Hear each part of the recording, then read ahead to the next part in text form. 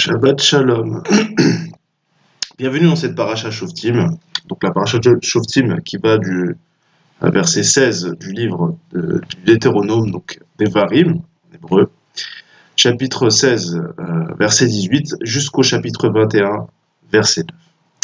Attaquons tout de suite. La paracha s'intéresse avant tout à la question de l'autorité, telle que voulue par Dieu. On a déjà d'autres versets concernant cette question. Mais voilà que les choses sont quelque peu différentes, car la paracha vient organiser à nouveau le peuple, quand il sera non seulement en terre d'Israël, mais aussi sans Moïse. C'est-à-dire que les parachiotes avant, les versets avant, parlaient de l'organisation dans le désert, mais là, Dieu va donner l'organisation telle qu'il doit être en terre d'Israël sans Moïse. Mais prenons particulièrement donc le chapitre 17, du verset 14 au verset 20, je lis avec vous. Quand arrivé dans le pays que l'Éternel ton Dieu te donne, tu auras pris en possession et il sera bien établi. Et si tu dis alors, je voudrais mettre un roi à ma tête, à l'exemple de tous les peuples qui m'entourent, tu pourras te donner un roi, celui dont l'Éternel ton Dieu éprouvera le choix. C'est un de tes frères que tu dois désigner pour ton roi. Tu n'auras pas le droit de te soumettre à un étranger qui ne serait pas ton frère. Seulement, il doit se garder d'entretenir beaucoup de chevaux et ne pas ramener le peuple en Égypte pour en augmenter le nombre, l'Éternel vous ayant déclaré que vous ne reprendrez plus ce chemin désormais. Il ne doit pas non plus avoir beaucoup de femmes, de crainte que son cœur ne s'égare. Même de l'argent et de l'or, il n'en amassera pas outre mesure. Quand il sera... Or, quand il occupera le siège royal, il écrira pour son usage dans un livre une copie de cette doctrine devant les pontifes descendants de Lévi. Elle restera par devers lui, car il doit y lire toute sa vie, afin qu'il s'habitue à révérer l'Éternel son Dieu, qu'il respecte et exécute tout le contenu de cette doctrine et les présents statuts, afin que son cœur ne s'enorgueillisse point à l'égard de ses frères, et qu'il ne s'égare de la loi ni à droite ni à gauche. De la sorte, il conservera longtemps sa royauté, lui ainsi que ses fils au milieu d'Israël. Alors pourquoi l'Éternel recommande l'autorité pour le peuple ? D'accord ? C'est une première question qu'on pourrait se poser. Et pourquoi le roi était choisi sous la validation de Dieu ? D'accord ? Et ensuite, troisième question, pourquoi Moïse a-t-il mis une petite remarque péjorative comme ça, comme les nations qui m'entourent ? On va essayer de répondre à cette question, cette paracha. Alors, vous savez, commander et diriger, c'est quelque chose de complètement voulu par Dieu. C'est-à-dire que dès la création de l'homme, il le met quelque part pour être roi. C'est comme ça qu'il dit dans la Genèse. Il dit, je vais gouverner sur les poissons, les animaux, etc. Sur toute la terre, vous l'assujettirez, etc., etc. C'est-à-dire qu'il veut que l'homme soit roi. Et ça, il faut le comprendre, en tout cas qu'il ait une autorité. C'est le but même de Dieu en créant l'homme. Il dit quelque part, Dieu, c'est moi le roi, Dieu, je suis le roi. Tiens l'homme, prends mon sceptre, prends ma couronne, prends mon trône.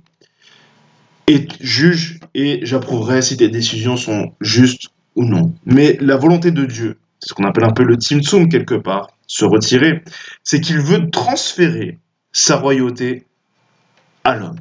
Mais poursuivons. On voit bien que Dieu soit le roi des rois et le Dieu des dieux, le but de la création, c'est de transmettre cette royauté-là. C'est tout le but de l'homme. L'homme doit devenir roi quelque part. Le problème vient que, alors, maintenant, quand il y a un seul homme, ça va, mais qu'en est-il lorsqu'il y a plusieurs hommes ? Puisque, alors, il y aura plusieurs rois.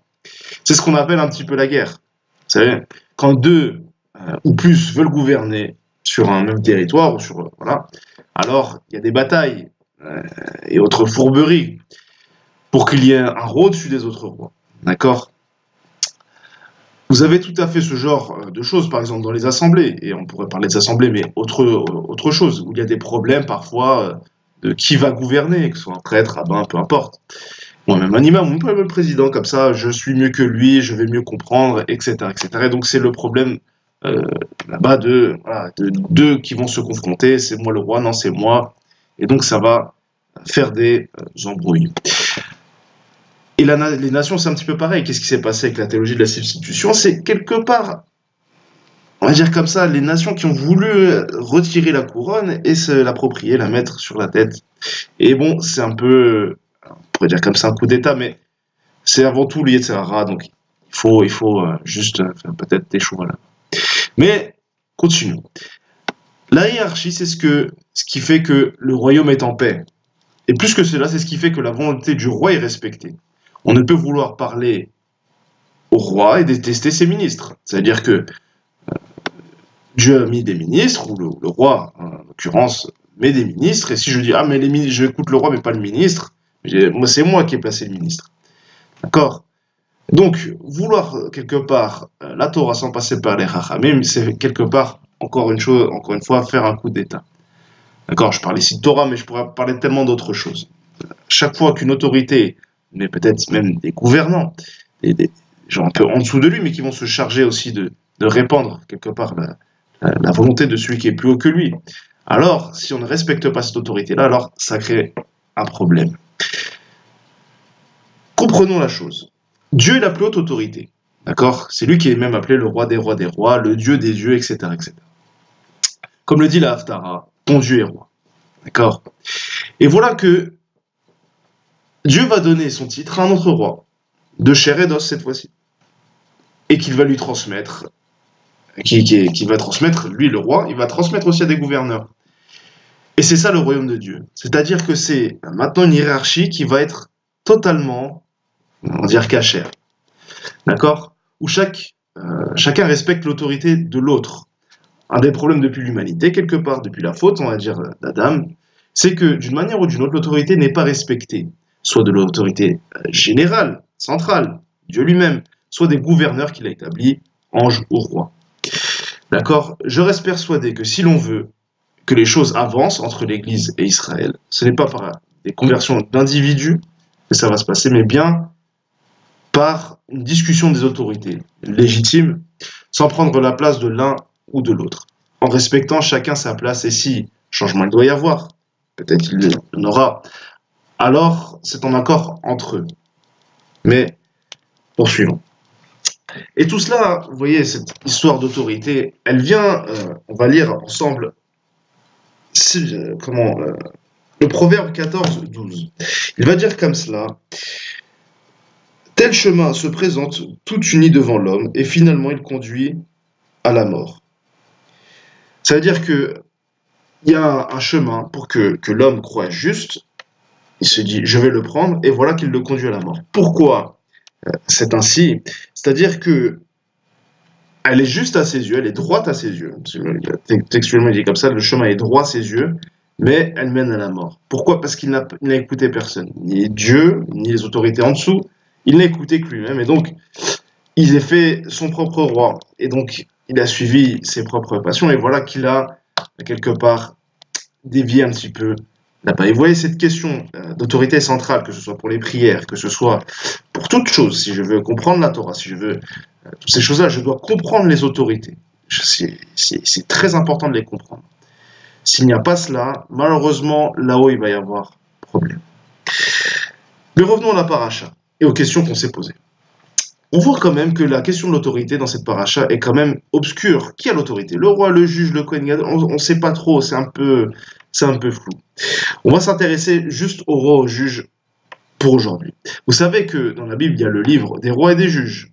Je pense ne rien vous apprendre jusqu'à là. Qu'est-ce qui différencie les deux quelque part entre le juge d'un côté et le roi? Eh bien, la seule différence, d'accord, c'est que, qui ne sera pas des moindres quelque part, c'est que le successeur du juge doit être élu, alors que le successeur du roi est de la lignée du roi. Alors, on va se poser une question. Si j'ai un bon roi, ou un bon juge, alors, je change maintenant qu'il est mort, ou peu importe, mais qu'il change, qui me dit que pour le roi, son fils sera à la hauteur de son père? Ou combien même le deuxième roi il est bon, qui me dit que le troisième sera aussi bon que ses pères? Alors que le juge, eh bien, il n'est pas bon. Bon, de toute façon, il est élu, donc a priori, on a testé, etc. Et donc, maintenant qu'il est élu, on sait que c'est plus ou moins quelqu'un de bien. Alors, il va partir, on réélit quelqu'un de bien. On sait que, quelque part, le juge restera bon, plus meilleur, entre guillemets, parce qu'il est élu non pas pour sa postérité, pour ses, on va dire, sa lignée, mais il est par ses actes, par ses mérites, par tout ce qu'il a fait, on a la preuve que lui, vraiment, il est bien, il a toujours été bien, etc., etc. Alors on l'élu comme juge. Mais d'un autre côté, alors, c'est même si on sait ça, qu'est-ce qui, comment on pourrait dire, quelle est la, la pierre d'achoppement pour les juges? Eh ben, les juges n'offrent pas de stabilité, c'est-à-dire que comme on ne sait jamais qui va être le futur juge, alors c'est pas toujours très stable. Et c'est ce qu'on lit un petit peu dans le livre des Shoftim, dans le livre des juges, puisqu'on parlait un petit peu de la voie qui est droite à chacun selon ses yeux. Il dit comme ça, donc, au dernier verset du dernier chapitre, donc le chapitre 21, verset 25 du livre des juges, il dit comme ça que chacun faisait comme ce qui lui paraissait bon à ses yeux. Donc le peuple d'Israël n'avait pas d'autorité centrale parce qu'il n'y avait pas encore de roi. Et donc on comprend ici qu'il y a un problème quand même de stabilité. Alors d'un côté on a des rois qui peuvent être méchants, qui vont, si on revient un petit peu à l'histoire d'autorité, va ne pas s'intéresser à l'autorité de Dieu, c'est moi l'autorité finale et puis c'est tout. Et d'un autre côté on a les juges, bon, il n'y a pas de stabilité comme ça. Alors, pourquoi revenons à la paracha, quand la paracha est dit comme ça, si tu veux un roi, je veux bien, à condition que je donne mon accord, comment on pourrait dire, mais que si tu veux faire un roi comme les autres nations, alors c'est d'accord à condition que je donne mon accord. D'accord? Eh bien, c'est ce que veut nous dire, quelque part, Dieu. Qu'est-ce que veut nous dire Dieu là-bas? Il veut nous dire que finalement, le Messie, c'est le seul roi qui mérite d'être roi quelque part. C'est le seul homme qui mérite d'être roi, on va dire, sur le peuple d'Israël. Pourquoi? Parce que normalement le Messie en arrive, comment on pourrait dire, il n'y a pas de postérité derrière. C'est le dernier roi. Et donc la question ne se posera plus si, on pourrait dire comme ça, quelle sera la postérité future. On sait que lui c'est injuste et que il a acquis la vie éternelle. Et donc à partir de ce moment-là, on ne se pose plus la question, le successeur, les problèmes après, qui c'est qui sera meilleur, etc., etc. On sait que c'est un tzaddik et que lui respecte la hiérarchie de manière mais complète. C'est pour ça que ses prières sont très bien exaucées, que tout ce qu'il va demander, et qu'il est la Torah, etc., etc., parce qu'il comprend l'autorité. Et de comprendre cette autorité-là, alors c'est lui qui est au-dessus de tout le monde. C'est pour ça que le verset 17 de notre paracha, donc de Deutéronome, à partir de 16 et 20, on va le lire ensemble, il dit comme ça que le roi, on va pas lire, on va le paraphraser, le roi peut s'installer sur le trône royal seulement s'il fait ces trois choses. Donc s'il fait attention à ce qu'il reçoit, donc l'argent, kesef, s'il fait attention aux chevaux qu'il a, donc le sous, les chevaux, et de ne pas avoir trop de femmes, donc nashim, mais qui est le mot isha c'est le pluriel du mot isha. Eh bien, ensuite seulement il pourra s'asseoir sur son trône et éventuellement écrire une copie de cette Torah. Eh bien, si l'on regarde bien, vous savez, kesef, sous et isha, ça fait le mot kissé. Vous voyez que, donc, pourquoi Dieu lui demande d'enlever tout ça? C'est pour pouvoir s'asseoir sur ce trône-là. C'est-à-dire qu'il y a quelque part un secret là-bas qui fait que s'il s'enlève ça, il a le mérite de s'asseoir sur le trône de Dieu, entre guillemets. On parle du roi, mais bien sûr, on parle de toutes les autorités qui veulent un petit peu amener ce flux divin. C'est pour cela que les scribes sont assis sur le trône de Moshe. Comme le dit Yeshua, il dit, les scribes et les pharisiens sont assis sur le trône de Moshe. Ils ont l'autorité là-bas. Ils sont assis comme de manière royale, si l'on peut dire ainsi. Et donc, qui est assis sur le manière royale? Et qui a, quelque part, cette connexion entre les comment on pourrait dire, entre les autorités, alors il comprendra Dieu. Dieu lui offrira, le flux passera tout seul. Tant que je suis meilleur que les anges, alors les gens les bloquent, ils disent mais comment il faut comprendre tout ça et donc le flux passera tranquillement. On peut le voir comme ça aussi dans l'Haftara, justement. Donc, le verset d'Isaïe 52, à partir du verset 7 jusqu'à 10, on va le lire ensemble. Il dit comme ça. Qu'ils sont gracieux les montagnes des pieds du messager qui annonce la paix, du messager de bonnes nouvelles, qui annonce les délivrances, qui dit à Sion, ton Dieu est roi. C'est le cri de tes sentinelles, ils élèvent la voix, ensemble ils jettent des actions de triomphe, car ils voient de leurs propres yeux Hachem rentrer dans Sion. Éclatez en cris de joie, chantez en chœur, ruine de Jérusalem, car Hachem console son peuple, délivre Jérusalem. Hachem déploie son bras auguste au regard de tous les peuples, et tous les confins de la terre sont témoins de l'œuvre du salut de notre Dieu. Qu'est-ce que nous dit là-bas l'Haftara? Elle nous parle effectivement des autorités. Voilà que les messagers, ils arrivent et ils vont proclamer des bonnes nouvelles. Bien sûr, on peut entendre parler du Messie, mais il n'y a pas que le Messie, il y a les anges, etc., toutes les autorités, les messagers, si on peut dire comme ça, qui vont déployer donc l'appel, le bon message, etc. Donc si toi tu dis, mais moi je n'écoute que Dieu, je n'écoute pas les hommes, ou je n'écoute pas les... Alors je dis pas que les hommes ne peuvent pas faire d'erreur, il faut bien comprendre quand même ce que j'essaie de dire, mais je n'écoute pas tout cela, alors il va y avoir un problème. C'est-à-dire que moi le roi, j'ai envoyé un messager, tu refuses le message, je dois te parler personnellement, mais je t'ai envoyé un messager. Alors, tu peux pas exiger de moi, etc., etc. Si tu m'acceptes, tu dois accepter mon messager.